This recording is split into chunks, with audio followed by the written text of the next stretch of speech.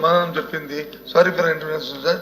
ఎందుకంటే సభ్యుడు అడిగిన ప్రశ్నకి మంత్రి గారు చెప్పిన సమాధానానికి ఎక్కడ దగ్గర పొందడం లేదు సార్. ప్రైవేట్ కార్పొరేట్ పాఠశాలలో ఫీజు నియంత్రణకి ఏదైనా కమిటీ వేస్తున్నామా? ఆర్టీఐ యాక్ట్ ప్రకారము ఏదైతే ప్రైవేట్ పాఠశాలలో చదువుతున్న పిల్లలు ఎవరైతే ఉన్నారో వాళ్ళకి ఇస్తున్న ఫీజుల్లో ప్రభుత్వం వాళ్ళు చెల్లించవలసిన దాన్ని ప్రభుత్వం చెల్లించాలి. దానికి ఏదైనా నియంత్రణ చేశామా?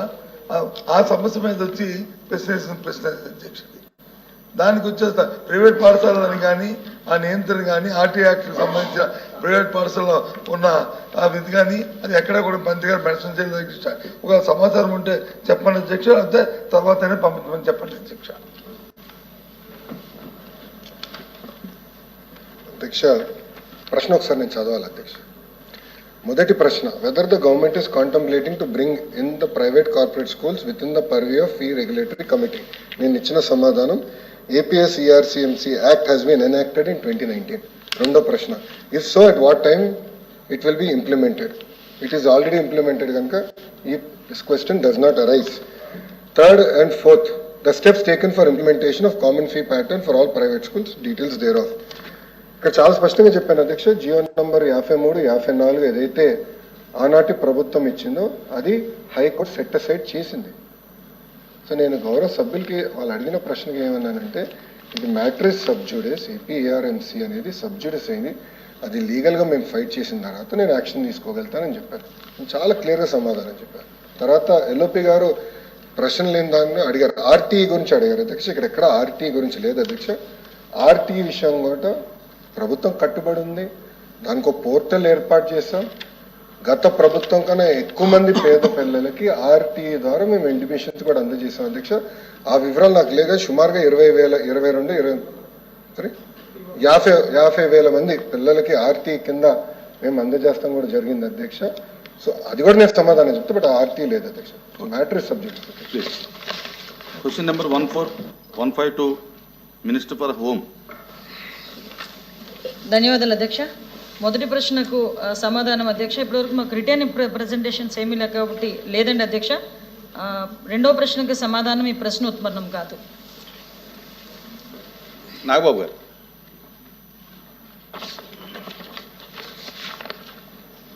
ధన్యవాదాలు అధ్యక్ష. అపోజిషన్ పార్టీ LYP గారికి, ఇక్కడున్న మినిస్టర్స్, గౌరవ హోమ్ మినిస్టర్ గారు అందరికీ కూడా కృతజ్ఞతలు. అధ్యక్ష, డిలేడ్ జస్టిస్ ఇవాళ మనకున్న డేటా ప్రకారం భారతదేశంలో 3,30,00,000 కేసులు ఇంకా పెండింగ్లో ఉన్నాయి. ఆంధ్రప్రదేశ్లోనే 1,00,000కు పైగా కేసులు పెండింగ్లో ఉన్నాయి. డిస్ట్రిక్ట్ కోర్ట్స్లో, సబార్డినేట్ కోర్ట్స్లో 75% కేసులు సంవత్సరానికి పైగా, అలాగే 30% కేసులు 3 ఏళ్లకు పైగా సాగుతూనే ఉన్నాయి. దీన్ని కేవలం mere డేటా కింద మనం చూడలేము అధ్యక్ష. ఎందుకంటే ఏ వ్యక్తి తప్పు చేయకపోయినా అన్యాయంగా కేసులు పెట్టబడి తనకి న్యాయం చేయమని కోర్టు మెట్లు ఎక్కినప్పుడు అతనికి సరైన సమయానికి న్యాయం అందించలేకపోతే అతన్ని మనం విక్టిమైజ్ చేస్తున్నాడు. అందుకే దీని మీద మనం దృష్టి పెట్టాల్సిన అవసరం ఉంది. గుంటూరు జిల్లాలో ఎగ్జాంపుల్ అధ్యక్ష, గుంటూరు జిల్లాలో రోజు కూలీ చేసుకునే ఒక సామాన్యుడు ఒక దొంగతనం కేసులో అరెస్ట్ అయితే తనకి లాయర్ని పెట్టుకునే స్తోమత లేక ఆ కేసులో కోర్టులో 6 సంవత్సరాల పాటు జైల్లో ఉండాల్సి వచ్చింది. చివరికి అతను ఏ తప్పు చేయలేదని కోర్టు తీర్పిచ్చింది. సో ఈ 6 సంవత్సరాలు మనం అతనికి ఎలా కాంపెన్సేట్ చేయగలుగుతాం అధ్యక్ష? దీనికి తోడు పొలిటికల్ వెండెట్టాతో పెట్టే కేసులు, ఇది కేవలం ఒక పార్టీకి కన్ఫైన్ చేయట్లేదు అధ్యక్ష. రాజకీయ కక్షతో మన జ్యుడిషియల్ సిస్టమ్ని అధికారంలో ఉన్న కొంతమంది వాళ్ళ కన్వీనియన్స్ కోసం వాడుకుంటే లాని వెపనైజ్ చేస్తే చాలామంది నిర్దోషులకి వాళ్ళ కెరీర్లో ఒక బ్లాక్ మార్క్గా మిగిలిపోతుంది. ఉద్యోగాలు, ప్రభుత్వ ఉద్యోగాలు అప్లై చేసుకోలేరు.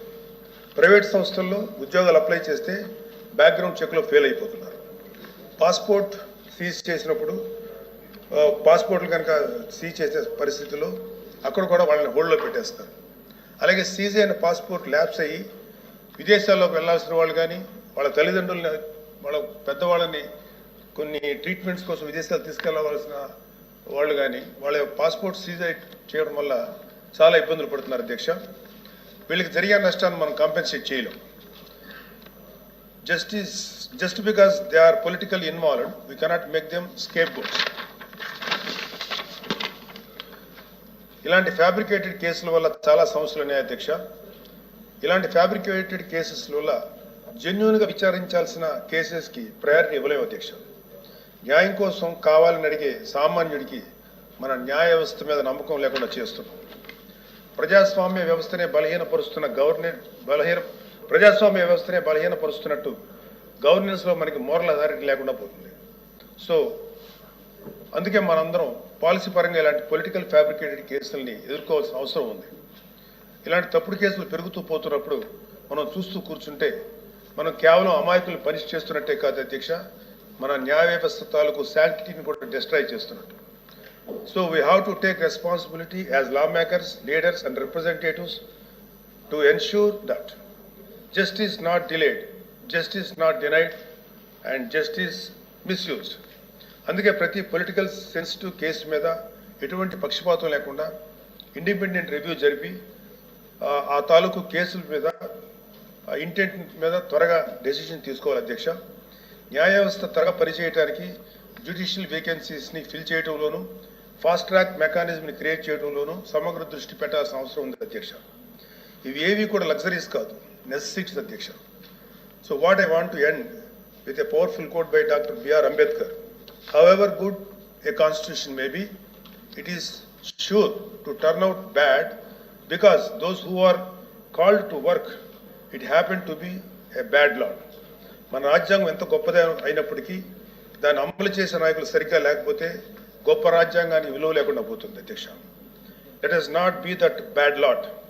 Let us be the generation of lawmakers who stood up and made justice. Not just a word inscribed in our constitution, but a living reality for every citizen of Andhra Pradesh. Adhyaksha, thank you very much. మంత్రి గారు sir signatories కాదు. ఇవ్వండి.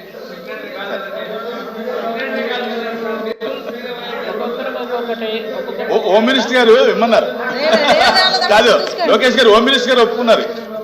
Sir 1 minute.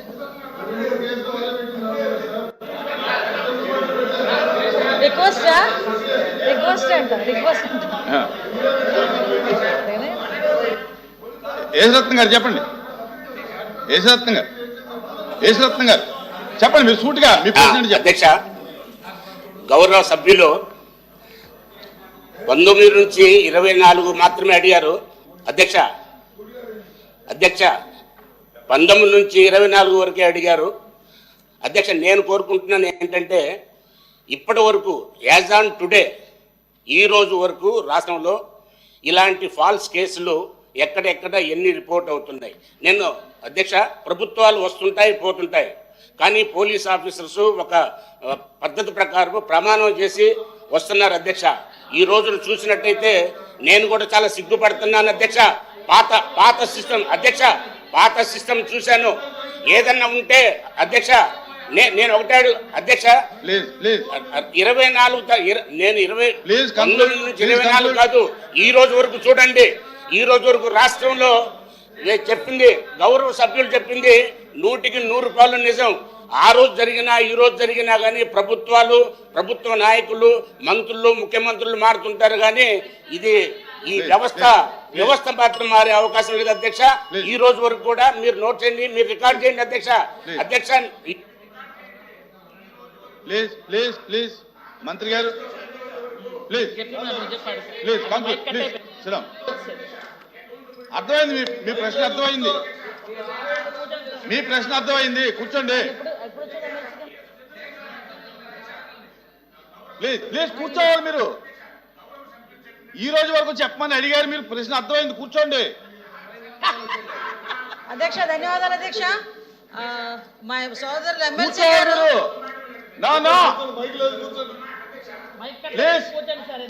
మీకు mic cut అయింది, కూర్చోండి. మీరు ఏం మాట్లాడిన రికార్డు కాదు, సార్. మైక్ కట్ అయింది, కూర్చోండి. ఏంటి సార్ ఎల్ఓపి గారు, ఇది ఎల్ఓపి గారు మీరు అలా రిక్వెస్ట్ చేశారు, ఇచ్చాము. ఏంటిది? ప్లీజ్ హోమ్ మినిస్టర్ గారు కూర్చోవాలి. మీరు అధ్యక్ష